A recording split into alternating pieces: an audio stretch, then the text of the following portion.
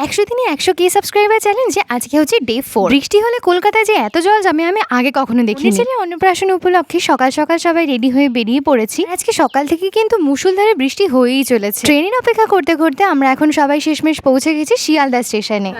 বন্যাটা যাতে না হয়, তাহলে অনেক মানুষের অসুবিধা হয়ে যাবে।